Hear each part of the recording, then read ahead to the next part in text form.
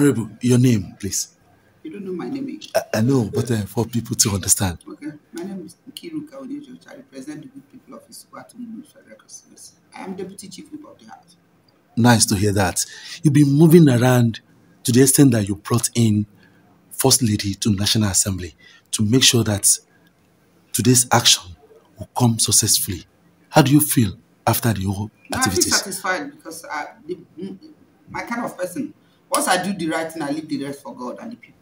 I mean, I'm not in any way unhappy, but I'm just disappointed that people at this level, where the whole world is yearning for change, when other countries that are even better than us are having female presidents, they're having female prime ministers. And Nigeria is boasting today of a woman that is head of World Trade Organization. And they cannot come to the fact that you are doing what you're doing today. You're being rated below average. And it's simple. Let the women come in to help you. Because God himself said that he took a rib from Adam. The Muslims believe so. The Christians believe so. And then took one rib and formed Eve and said, this is your helpmate. I mean, so even religiously, women are very important. In your house today, I don't think people who are not married are seen in the society as people who are lower than normal. And the Bible says that any man who finds a wife finds good thing. And of course, we know that two heads are better than one. And you're in the parliament. I'm a ranking member. I came here in 2007. We're almost like 30. By 7th assembly, 20-something. By 8th assembly, 20-something. Today, we are 13. And when other nations are increasing, some 50%, 40%, 30%, the least 20-something percent, and Nigeria is having below 7%, and they're happy with it. And before, the problem was like, oh, they are not going to seat their seats because they feel appropriate, they feel entitled that you're here as a man, that seat belongs to you as long as you want, because of course Constitution enable or empowers you to come back as long as your people vote you. And they were like, oh, Nkiru, whose seat do you want to give up? When I was pushing for 35% affirmative action. And I said, listen, this is very simple. If you're going to Senate, take a woman to replace you in House of Reps. If you're retiring from Senate, get a senator that will be female. In that way, you balance this gender gap. Yes, some agreed, but at the end of the day, during like consideration like this, they said no, they're not ready to cede seats that they already feel that is theirs. And then in 9th Assembly, which is now, I lobbied the speaker, I said, co-sponsor this bill. This bill that they killed today had 100 and something signatures. And I took it for granted that if you're co-signing, if you're co-sponsoring a bill, your friend voted, we'll have 300. And because they understand what it means. When I said, okay, it's not affecting your seat, it has nothing to do with your seat. 360 is intact. Whoever wants to contest, you want to continue, your people vote you are there. But for the extra seat, we're asking, okay, the bill says 111. But then I found out that, oh, 35% is 128. And people are saying, oh, it's too much. I said, okay, reduce it to 1 per state. So that at the end of the day, we are just having 37 female legislators. What's 37? Assuming all of us come back, 13 of us, and then you put 37. What's that? You're not losing anything. They say about costing. What is cost? You have not even checked the cost. The cost is very minimal. Considering what we lose as a nation, we lose credibility. We lose competency. We lose trust because we are not putting women in seat of power. That's the truth. And I believe that, I don't know what like I said earlier, I don't know whose voice I'm hearing. That's the truth. Because I don't know how honorable members who are co-sponsoring a bill will come and get less than that number of people who are sponsoring that bill. It's strange.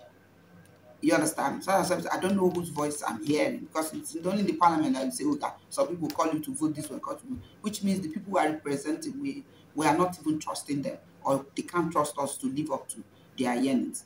And so this is one piece of legislation that National Assembly will live to regret, because check Ghana, Burkina Faso, Liberia. Let them go and check the numbers. And yes, we are giant of Africa. We are struggling to say, okay, have 20% of administration, party administration, to women, and people are voting against this. What's your own? You have a woman leader, you can have secretary. All the women that you see going about, they went to the same school like the men.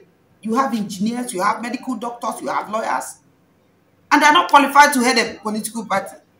And you're just relegating to, okay, for instance, PDP had their convention, and woman, this Inachiroma, you know her in this country, vied for position of that deputy national, and they voted against her inside Eagle Square.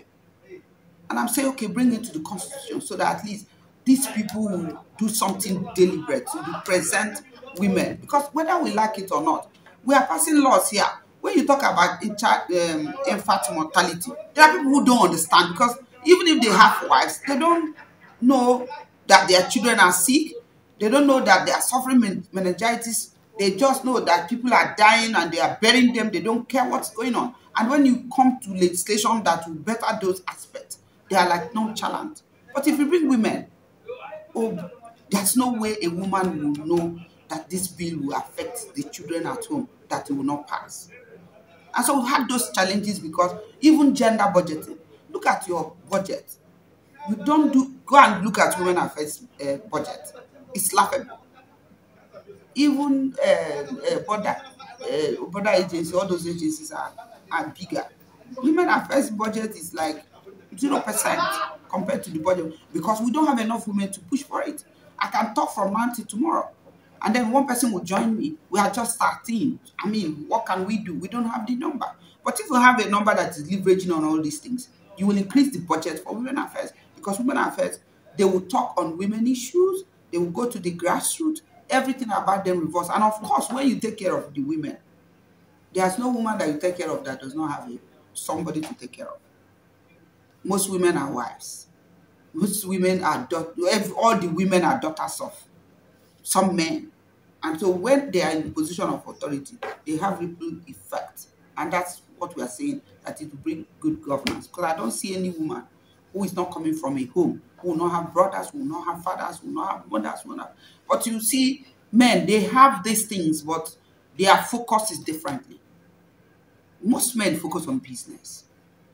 That's the way they are wired. Most. But most women will focus on governance. I'm representing, what would my people say? What would my people say? What would the women group say? What would the church people say? You understand that kind of thing? So it's just natural. And yet, we do not take it to. So it's quite unfortunate, but to say I am not deterred. One thing I know is that when people say no, you go back, re-strategize, come back. So we are going to re-strategize and come back again. I don't know when, but whether we'll come back, because there's no way we allow these things to continue. We must bridge this gap. It's negative norm that must be deleted. It doesn't work, and I don't see it working. You go to conferences and they're laughing at you. You understand? You talk as a Nigerian, they're like, you people are so backward. What's happening? You have, you have Okonjo Iweala, but you cannot have women in your ministries as ministers. How many ministers do we have today? And people are struggling with 20%. As I'm saying, I'm not interested in the 20%. If you're talking about minister, you can say 50-50. Because you have a lot of qualified women, a lot of technocrats. Go to the banking sector, go to oil and gas. Are women, have they been found wanting in those areas? They are captain of industry. So what is ministerial appointment? That you reduce women, that you're not even having 10%, and somebody say I'm passing a constitutional amendment to say at least 10%. What's that? I don't believe in it. I believe if you're doing about appointing positions, it should be 50-50. Because you have a lot of people who will bring a lot of value to the table. Well, you tell your women colleagues that came to support you in I tell women solidarity. that it's one of those things. Like somebody say, "Oh, it's hard, work hazard." Things happen, and sometimes we're not in control of certain things that happen. You know, my grandmother said that your heart or what is like a bag. Everybody's carrying his or her own.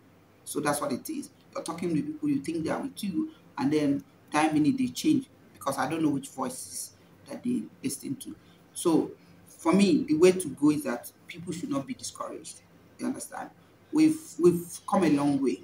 I've been here for this is my by next year I'll be 16 years here. And I came back to back. I've never seen a bill through constitutional voting. So for me, I'm satisfied because usually the last 12 years, sixth, seventh, eighth assembly, the bills get killed on first reading. Once they see it first reading, anytime it appears in second reading, they will move constitutional point of order.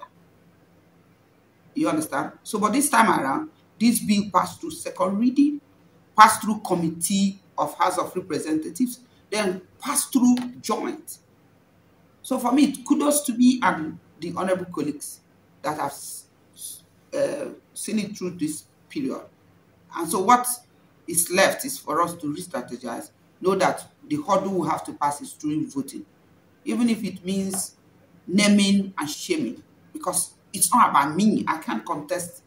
Okay, I wouldn't be contesting, not I can't. I won't be contesting the special seat or additional seat. You understand? But the whole world is looking at us as people who don't want to change or people who don't want to key into development in the world of nations. I believe that it's not a time to begin to count losses. It's a time to begin to counter against because I'm somebody that does not believe in propagating challenge. I believe that what has happened is an eye opener to say that anybody who is signing to any bill will hold the person accountable on the day of voting. Thank you so much for your time, Madam.